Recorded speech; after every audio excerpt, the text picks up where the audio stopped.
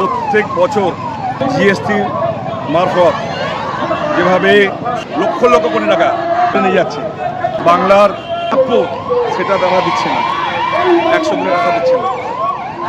জল জীবন মিশন টাকা বন্ধ, হেলথের টাকা বন্ধ, শিক্ষা টাকা বন্ধ।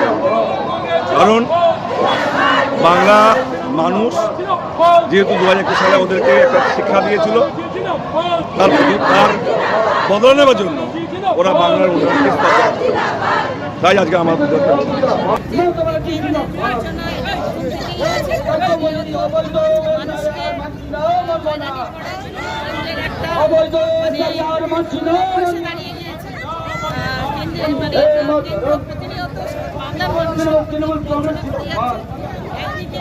শ্রমিক কৃষক রাজপথে বিজেপি হুঁশিয়ার, শ্রমিক কৃষক রাজপথে শুভেন্দু হুঁশিয়ার,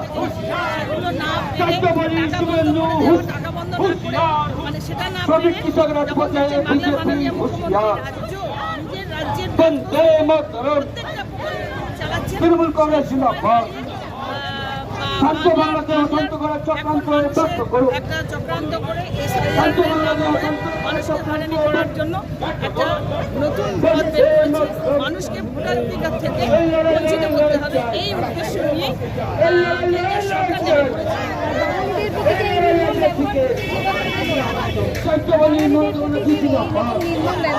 প্রত্যেকটা বাঙালির প্রতি নির্মম ব্যবহার, নির্মমভাবে বাঙালির অত্যাচার, বাঙালি দেখলে বাইরের রাজ্য বাঙালি গেলে সেখানে তাদের উপর হেনস্থা, তাদের প্রতি বিভিন্নভাবে অত্যাচার।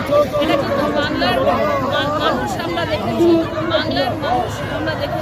বাংলার মানুষের উপর অত্যাচার প্রতিনিয়ত। বাংলার প্রত্যেকটা যেমন প্রকল্প নিয়ে অনীহা ছিল, তার সাথে বাংলার মানুষের প্রতি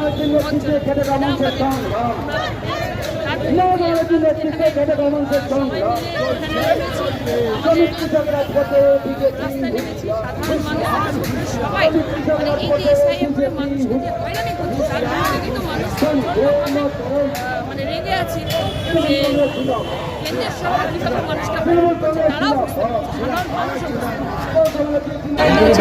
সাধারণ মানুষও নিয়ে যেভাবে মানুষকে হয়রানি করা হয়েছে আজও পর্যন্ত। আমাদের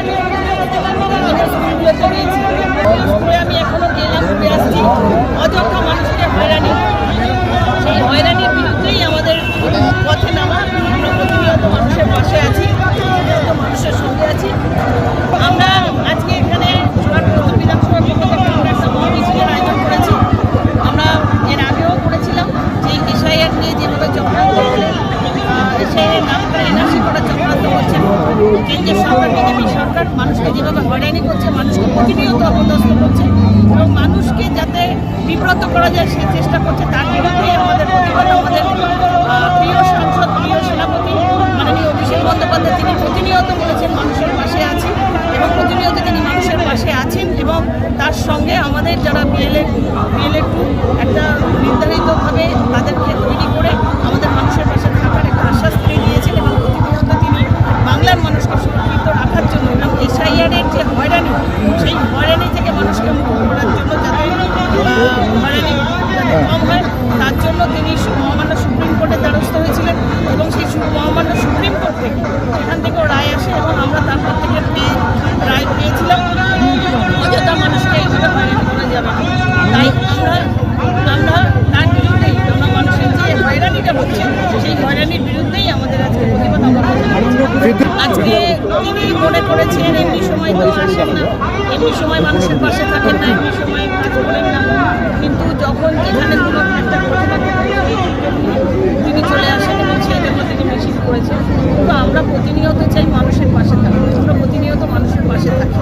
তাই বাংলার মাননীয় মুখ্যমন্ত্রী মমতা বন্দ্যোপাধ্যায় বিভিন্ন প্রকল্প, বিভিন্ন উন্নয়ন নিয়ে আমরা মানুষের পাশে আছি এবং সর্বতভাবে যাতে মানুষ ভালো থাকে সে চেষ্টা করি এবং আমাদের যে ঘটনাটাকে কেন্দ্র করে আমরা প্রথম দিন যে ঘটনাটা ঘটে, একটা ঘটনাটা কারোর হাতে থাকে না, এটা একটা ঘটনা ঘটেছে, কিন্তু আমাদের দেখতে হবে সেই ঘটনাটা ঘটার সাথে সাথে সেই এলাকায় সেই মানুষের পাশে থাকবে এবং তারা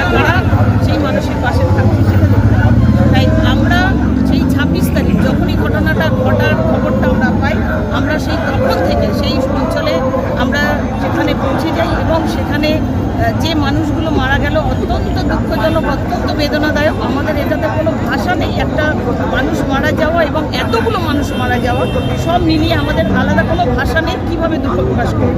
অত্যন্ত বেদনাদায়ক।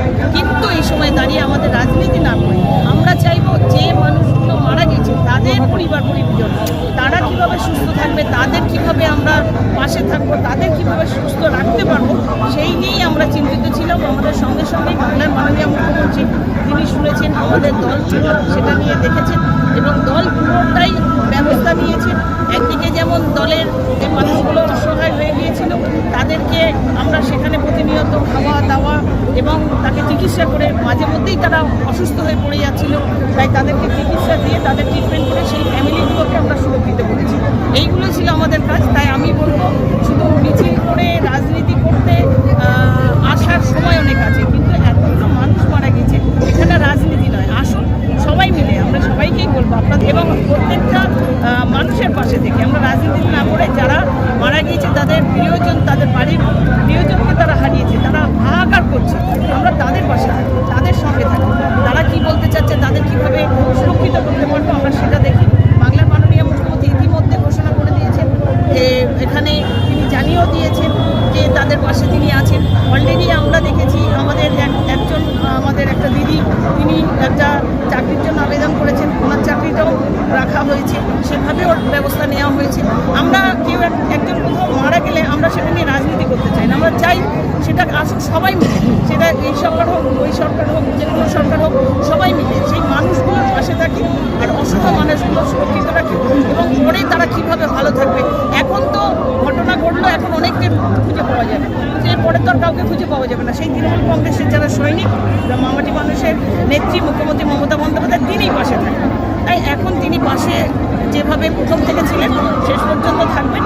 বিরোধীদের সবসময়ই চেষ্টা চিন্তা, যেহেতু তারা বাংলার কোনো রকমভাবে ঢুকতে পারে না, বাংলার কোনো রকম উন্নয়ন করতে পারে না, বাংলার মানুষের কাছ থেকে তারা বঞ্চিত, বাংলার মানুষ তাদের দিক থেকে মুখ ফিরিয়ে নিয়েছে।